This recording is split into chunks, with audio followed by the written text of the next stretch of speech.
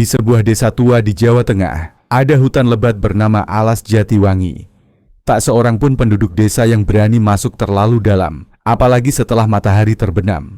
Konon katanya di tengah hutan itu, ada sebuah tempat yang disebut lingkaran neraka, yaitu bekas sumur tua yang ditutupi batu-batu hitam hangus dan ditumbuhi akar beringin berdarah. Warga percaya, dari tempat itu muncul Banaspati, roh jahat berbentuk bola api panas yang melayang di udara, memburu mangsanya dalam gelap malam.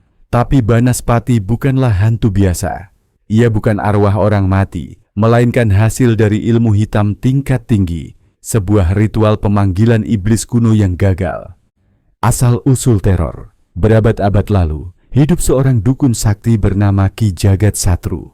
Ia terobsesi mencari keabadian dan kekuatan tak terbatas. Dalam keputusasaannya, ia melakukan ritual terlarang, memanggil roh penjaga alam bawah tanah dengan mengorbankan darah manusia setiap malam Jumat Kliwon. Namun, saat korban ke-13 dibawa, seorang bayi perempuan dari desa, penduduk menemukan rahasianya.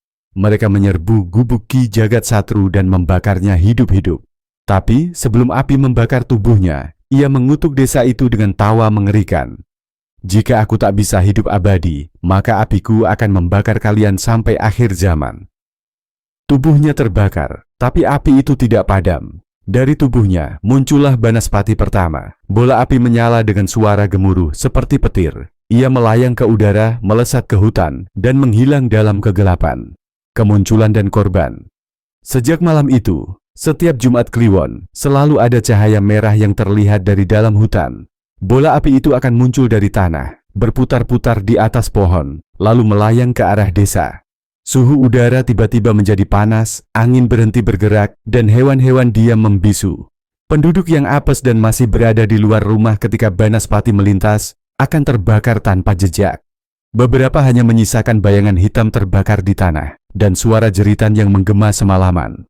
Ada cerita tentang Sarto, seorang pemuda pemberani yang mencoba membuktikan bahwa Banaspati hanya mitos. Ia masuk ke hutan membawa kamera dan senter. Malam itu, orang-orang mendengar suara jeritan panjang dari dalam hutan. Esok harinya, hanya ditemukan sepasang sepatu yang hangus, dan kamera dengan gambar terakhir. Sebuah bola api besar dengan dua mata merah menyala di tengahnya, menatap langsung ke arah lensa. Tanda-tanda Banaspati akan muncul. Warga yang tahu tanda-tandanya akan langsung masuk ke rumah dan memadamkan semua lampu. Angin mendadak berhenti.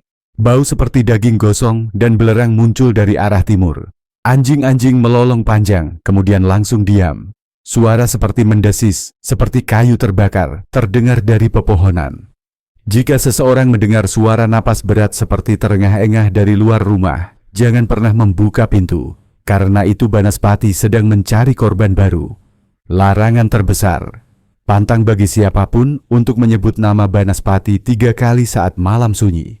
Karena menurut kepercayaan, menyebut namanya adalah panggilan, dan ia akan datang. Bukan untuk dilihat, tapi untuk mengambil jiwamu dan membakarnya hidup-hidup. Dan sampai hari ini, Alas Jatiwangi masih ada. Tak seorang pun berani menebangnya, tak ada jalan yang melintasinya. Dan jika kau menginap di desa terdekat, kadang kau bisa melihat cahaya merah melayang di kejauhan. Bila kau melihatnya, jangan menatap langsung, karena itu artinya Banaspati telah melihatmu juga. Bantu subscribe agar channel ini berkembang dan bisa update setiap hari.